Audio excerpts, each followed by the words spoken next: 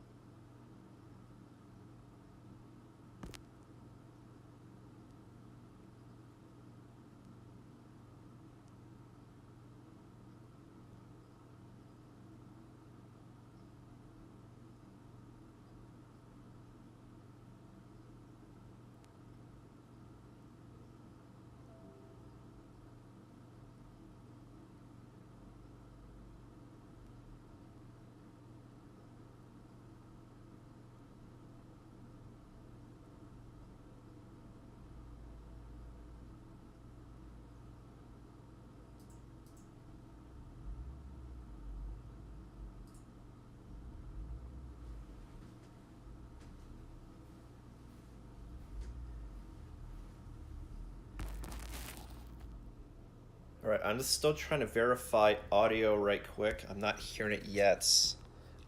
If you guys can hear me, if you're live joining me, if you can just chime in, let me know the audio is okay. Otherwise, I'm gonna check again on my computer. 1 second. Give you some other cool ships to look at.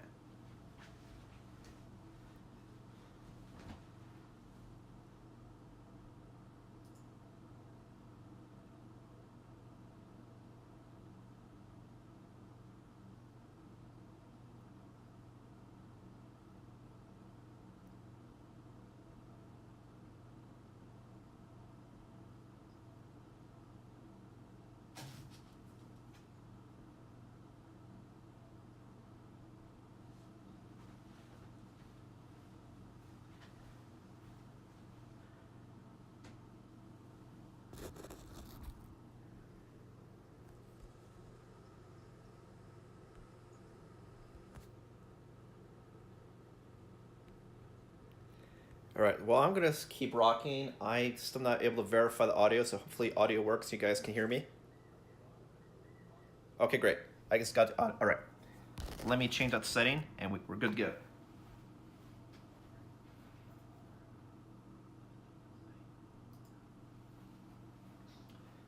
All right, everyone, so this is what I have for you this evening.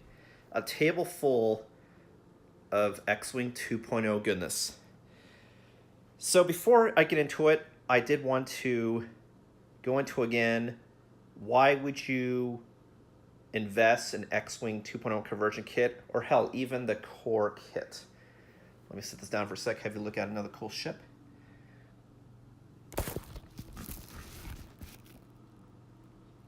So honestly, if you want to just get into X-Wing 2.0, all you need to do is get the 2.0 core kit, and then just invest in any of the new cool ships that are coming out. Like, they're coming out with awesome new versions of like the Millennium Falcon based on the solo move that came out, other variants and re-editions of new ships like the Fire Spray. There's a lot of cool stuff coming out. And that's really the most cost-effective way to do it. Get the 2.0 kit and get just the newer ships. That way you'll be playing in the what I call the standard format, like if you're speaking Magic the Gathering terms, which is hyperspace. So it's just the 2.0 kit and the ships that came out after that. If you want to play with ships that came out including prior, that are converted, then that would be called, I believe it's expanded. So depending on, like, if you're playing with friends, doesn't matter. But if you're playing a tournament setting, it really depends on if you're doing one or the other. And I'll pick this up. It's like the phone knew I had to move on to the goodies. And the other thing I want to reiterate from, actually expand on from last time, is, okay, so if you're a legacy player, then what advantages are there to getting this game other than saying, hey, there's a new rule set, you have to spend hundreds of dollars now to play the game you've already been playing. Why would you do that? So I'll touch on that a little bit. First off, the game design for 2.0 is a much more polished, immersive, and really interactive version of the previous game. How they do the turret system, how they do the force power system, and how they have usability improvements like having any sort of measurement or line of sight or what is it called when you have it straight at them, bullseye, is all incorporated on the cards. So it's ease of use, easier to calculate, and easier to read. Now, beyond just, hey, okay, look, it's a better game, but I enjoyed the previous game, even though I had a couple things that are broken, like epic play. Well, first of all, like, it's unlikely you have every ship. So I'll talk from my perspective. I have majority of the ships, yes, but I don't have every ship. So what's cool is, if you have a model of, for example, a TIE fighter, and there are multiple versions of TIE fighters that came out, it doesn't matter. As long as you have one model, then if you get any of the conversion cards for the TIE fighter, you can use any of them. So it's like you're getting all those expansions for the price of one.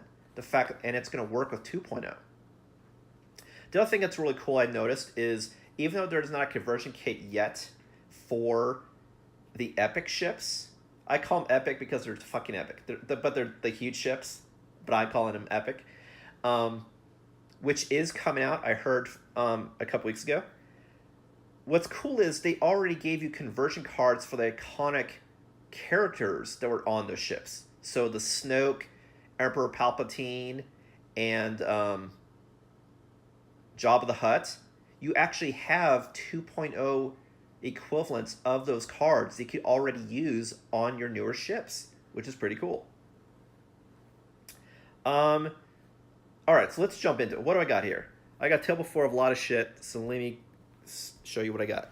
So what I have here in baggies are all of the components for X-Wing 2.0 conversion kits, all of them, including the core set, not including tokens or ship cards. And I'll go into why that is. So here I have baggies for all the other shit. All of the bases, not including the plastic bases, the dials, and the measuring tools. I like to put them individually in baggies. That way you could just easily grab different factions that you want to play with. And then I'm going to throw them all in this guy, which is just a nice board game carrying bag, leather, which I got years ago, which works really well. And just throw all those baggies in there for that stuff. For the other components, what I have is this storage solution, which I got from Michael's for just $20. That's meant for like arts and crafts, but works great for all of the little components for X-Wing 2.0, which I actually also used for X-Wing 1.0. So what you have is you have this big case with a bunch of little cases in it. That you can store your cards, you can store your tokens, and again, just like the baggies, you can have them separated by faction, or if it's an upgrade card versus a palette card. So just a cheap, easy solution to keep your stuff organized, which I do highly recommend. And there's a lot of good variants out there. Definitely you can go cheaper for the carrying case. This is just a really nice gift that I got one year and works well for board game transport. But Michael's $20, the storage case, highly recommend. Now for the miniatures, for that I went a little money heavy, only because miniatures to me are the most important part of the entire game. So I want to make sure they were safe and easily transport, because I had fucking so many miniatures, which I'll show you.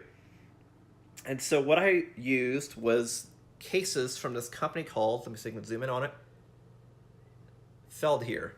Let me rotate for you so you can fucking see it. Feld here. I hope I don't bastardize it. It's either, I want to say it's a German company that I did have to acquire and have it transported here. But there are a bunch of Feld here products that are sold on Amazon, and they're constantly coming up with unique tailored ones. These two, the small one and the large one, aren't tailored to a particular type of game. They were just generic beds of, you can see here, of foam. But what's really cool about their technology is that it's, with the exception of these toppers that you put on top of the foam casing, the foam casing itself is just made of tiny little cylinder squares, pillared squares, that you can take out based on the type of shape you want to make in the foam. So you can have any sort of storage solution for really anything you want to store, which is pretty cool. And so I'll start off with the big fish, and I'll move to the smaller fish. So for this Feld here case, it actually has two, what do you call it, levels of storage that you can stack one on top of the other in the case. So this first one, and for this large case, this is where I store all of my epic ships and my, what are they called? Large ships, large size base ships. Whereas my other case is where I store all of my smaller ships. So in this one, let me show you what I got. Here you got Punishing One. Here you got the Hound's Tooth, which was Bosk's ship. I believe this one's called the Shadowcaster. You have your GR-75, which were the medium transports from episode 5. Here I got two different variants of the Millennium Falcon. There are currently 3, but the third one is X-Wing 2.0 exclusive, and I don't have any X-Wing 2.0 exclusive ships yet. So here you got the one from episodes 7 and 8. And then the classic Millennium Falcon. The main difference, as you can see, is the radar dish. And then level 2, we got the largest ships. Well, minus the GR-75 that I own. Here I have the Raider, which is my favorite epic ship. The Sea Rock, which also has a turret on the bottom and a couple of radar dishes. We have the Resistance Bomber, which is my favorite, one of my favorite ships out of the entire Rebellion. It's just so awesome miniature. As well as the Decimator, which, if you're not familiar with that ship, it's basically the Empire equivalent of the Millennium Falcon. It could shoot 360. All right, so now let's move on to the small fighters. And as you recall from one of my previous streams on X-Wing 2.0, whereas prior there were small, large, and huge, now there's also the medium variety. So you'll see some of these ships that I have here, which are currently a small base in 1.0, are actually now a medium base in 2.0. So here's the small case that I use.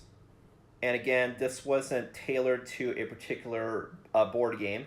And what I mean by tailored to a particular board game, I mean like they would have pre-cut sizes for the certain types of pieces, so you can just throw them in. Whereas this one, I had to take out squares and sort of carve out the space that I wanted. And so this one has 3 levels of ships. So what's cool is you see, like, in just these 2 cases here, I'm storing an obscene a number of miniatures of different sizes. So it's really cool. It's really efficient, and it's really safe because this is, separated by foam, so you're not having that impact when you lug them around. All right, so what do we got here? Here we got this ship, which I forget the name of it, but it's Jan Orr's ship, as well as a U-wing. Here we got a B-wing, an A-wing, a couple classic X-wings from the original series. Here you have a converted TIE fighter, which is, this guy's supposed to be a spy, but I have to laugh. This ship, you're going to see it from space, so you don't really blend in, but it's got a really awesome paint job. One of the best, I would vote. Couple of the advanced X-wings, the new model of X-wings for the new Star Wars series. This being Poe's ship. And here you got an advanced TIE fighter and what I call an advanced TIE fighter, which is the TIE silencer, if I recall. Basically, it looks like a TIE Advanced, but it has a turret on the back, as well as different sculpted wings to it.